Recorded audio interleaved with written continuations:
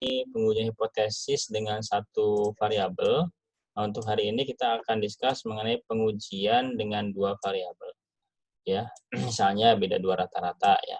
Kita pengen melihat apakah mu1 ini sama dengan mu2 atau tidak ya. Ini yang seperti ini yang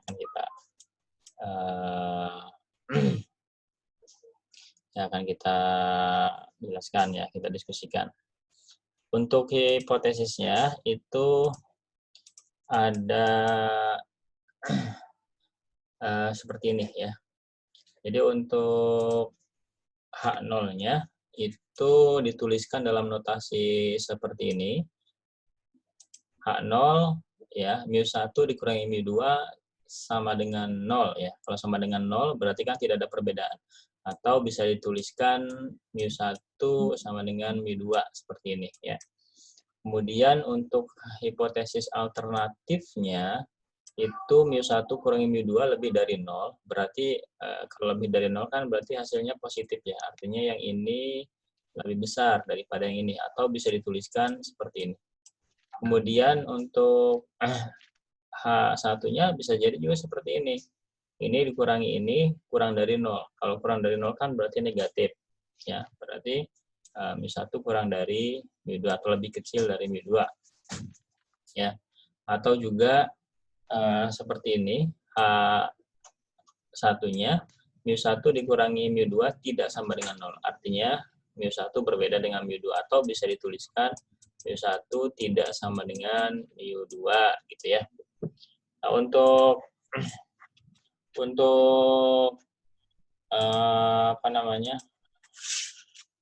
contohnya, ini contohnya seperti ini. Misalkan seorang pemilik toko menjual dua macam bola lampu ya, merek A dan B.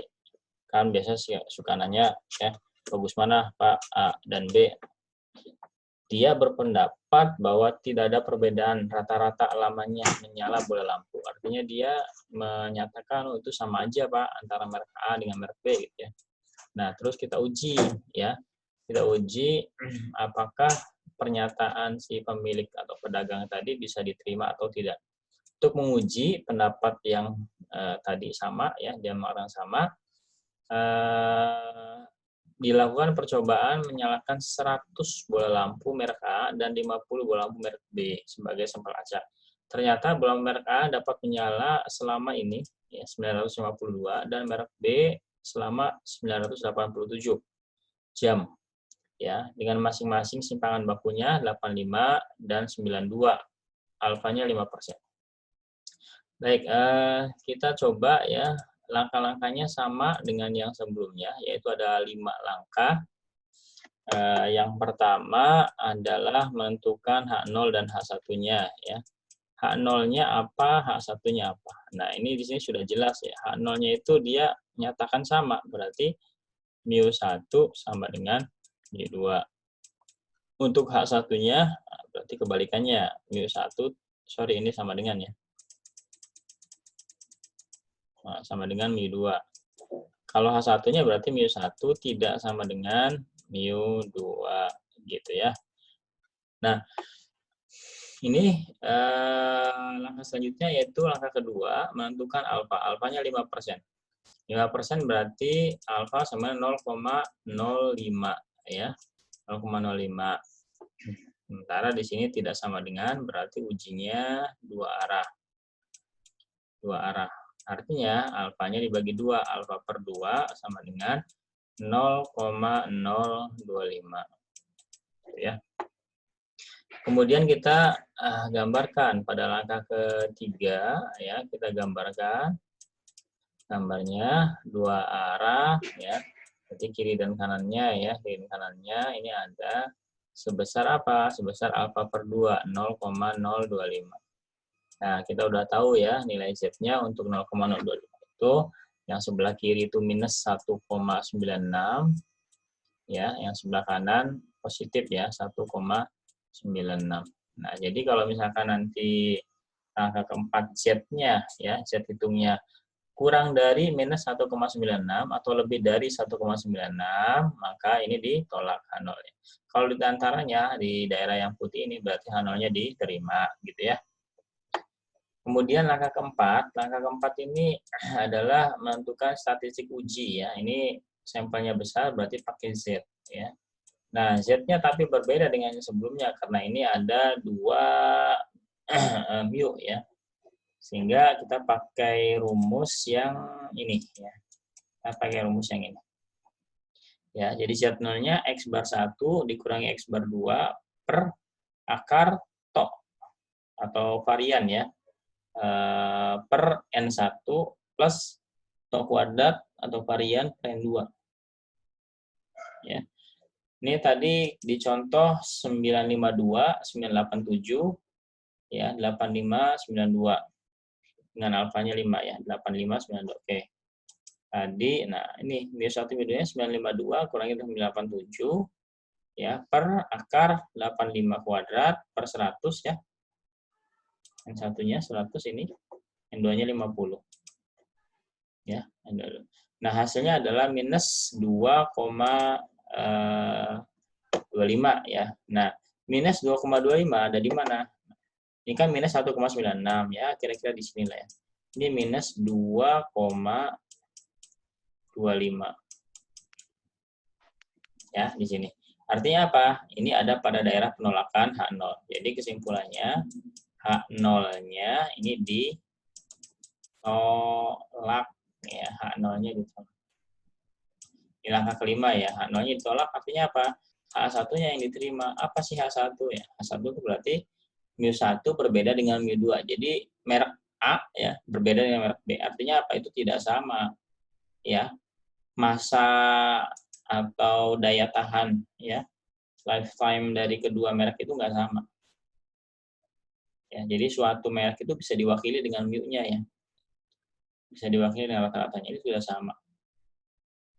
Ya.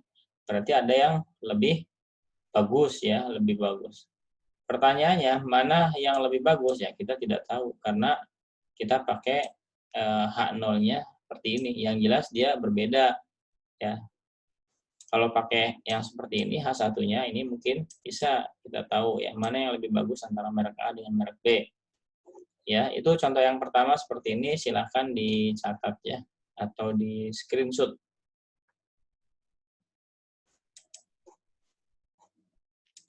Halo? Halo, Pak. Jelas nggak suara saya? Jelas, Pak. Jelas. Oke, untuk yang kedua ya, contohnya misalkan begini. Seseorang menduga bahwa rata-rata jam kerja buruh di daerah A lebih besar daripada daerah B. Nah, coba ya, menentukan H0-nya apa, H1-nya apa. A lebih besar daripada B, ini H0 apa 1? Ini H1 ya, karena H0 itu harus ada tanda sama dengan. Ya, berarti itu mu 1 lebih besar daripada mu 2. Ya, bisa seperti ini. Nah, sehingga H0-nya harus menyesuaikan mu 1 kurang dari sama dengan mu 2. Gitu ya. Nah, ini menyesuaikan bertolak belakang dengan ini. Langkah kedua, ini ujinya satu arah ya, uji satu arah. Dengan alfa sama dengan 0,055% ya. Nah, ketiga, kita tentukan daerah kritisnya. Ingat, daerah kritis bisa ditentukan dari arah ini ya. Ini kan lebih dari berarti sebelah kanan. Nah, gini ya. Sebelah kanan ini 0, sebesar 0,05. Nah, ini tinggal dilihat aja ya. Ini dilihat aja hasilnya, ini Z-nya berapa.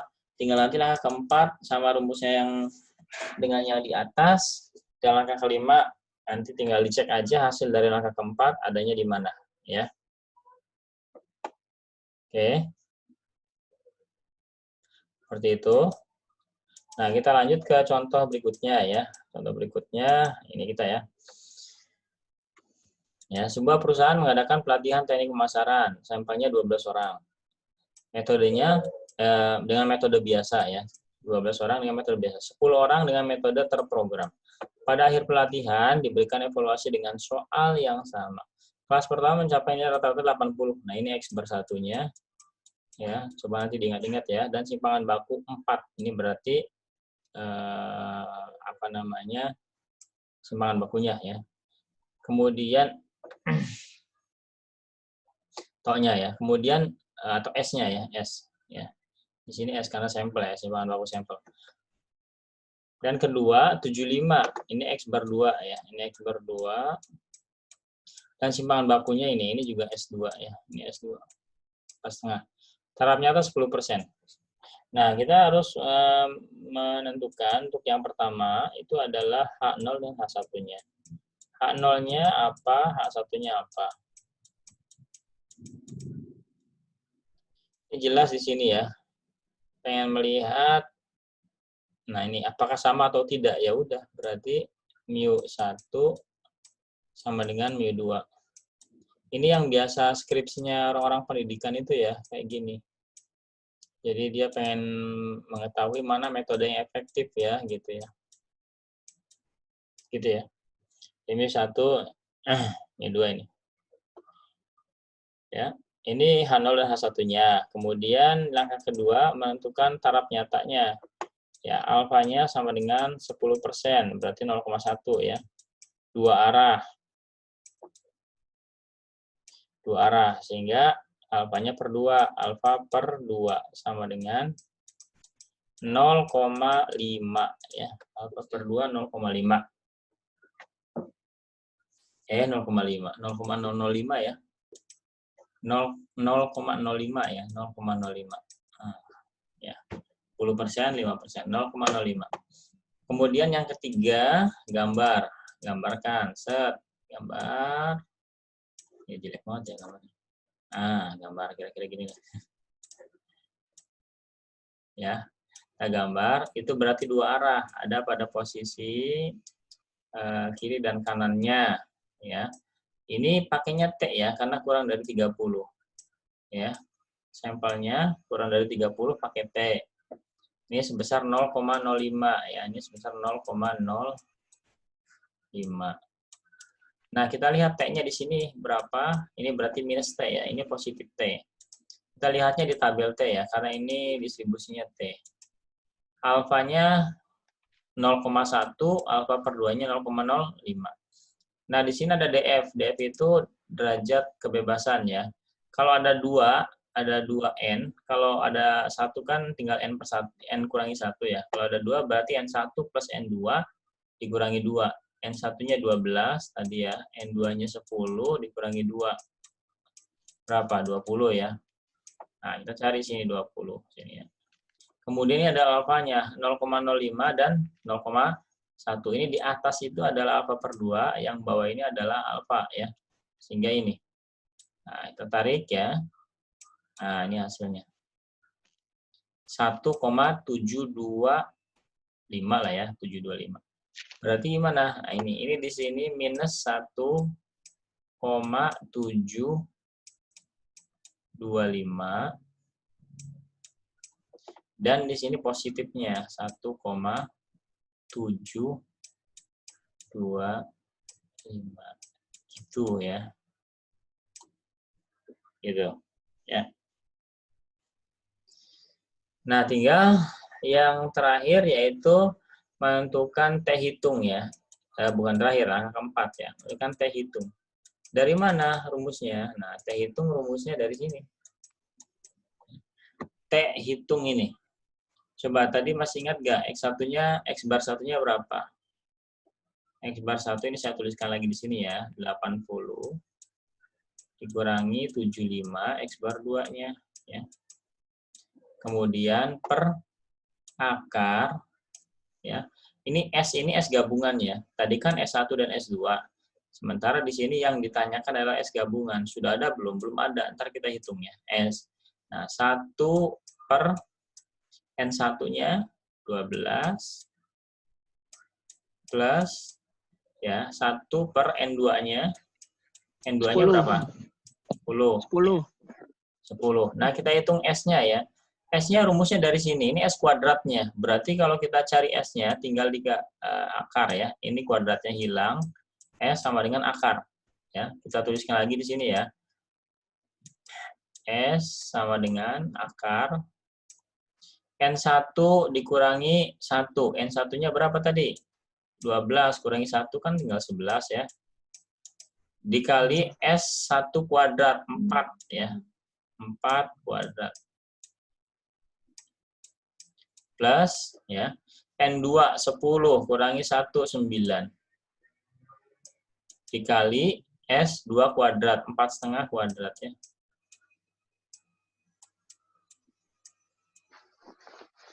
Ya, 4,5 kuadrat. Kemudian ini tadi 20 ya, N1 plus N2 kurangi 2, 20. Nah, sekarang cek berapa ini hasilnya. Coba silahkan dihitung ya, ini S-nya berapa nih. Ya, saya tungguin. S-nya berapa dihitung ya.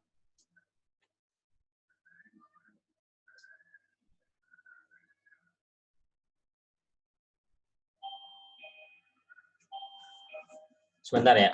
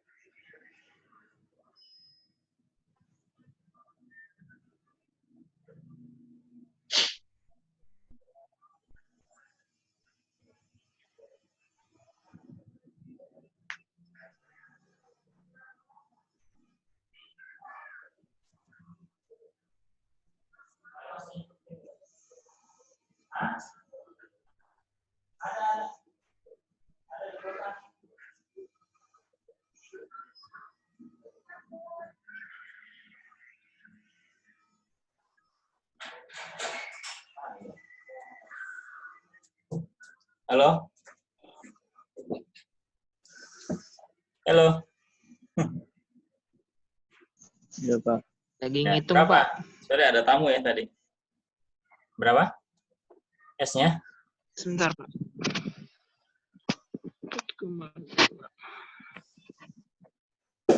Aduh. Berapakah S-nya? 4, berapa gitu ya sini ya?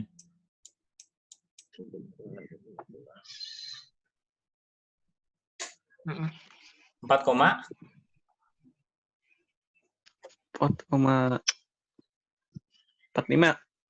4,45. Oke ya. S-nya 4,45 ya. Tinggal nanti dimasukin ke sini. Jadi ini S-nya diganti 4,45. Ya. 4,45. Ya. Jadi nanti setelah ini diakar, dikalikan ini ya, 4,45. Nah, ini berapa nih? Ini kan 5. T-nya sama dengan 5 per, gitu. 5 per ini. Jadi ini diakarkan, nanti ditambahkan ini. Berapa? Ya, dikalikan dengan ini. Jadi 5 per, nah dihitung ya, tolong ya. Halo? Oh,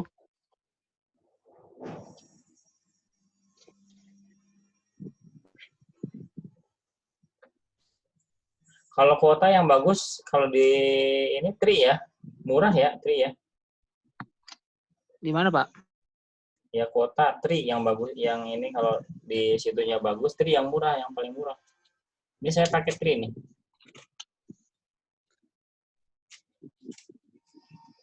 Saya pakai Telkomsel malah sama aja, Pak. Mahal. Iya, udah mahal, kadang jelek juga sinyalnya. Iya, pakai Tri aja nih. Kebetulan di saya tempat saya bagus Tri-nya nih. Oke, sudah berapa ya? 0,08, bentar, Pak. 2, berapa gitu?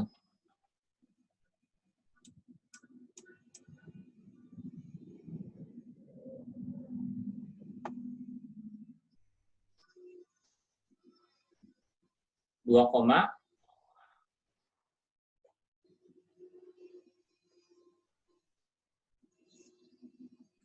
Hello. Hello. Hello. Berapa ya? Bentar, Pak, tinggal dikaliin.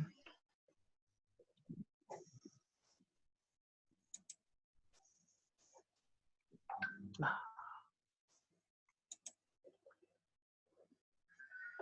2, berapa?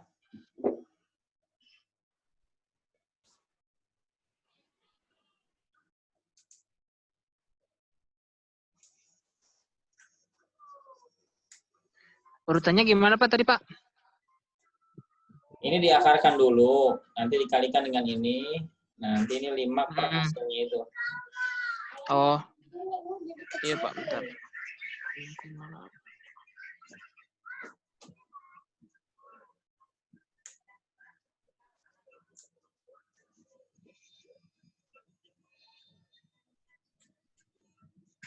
Berapa?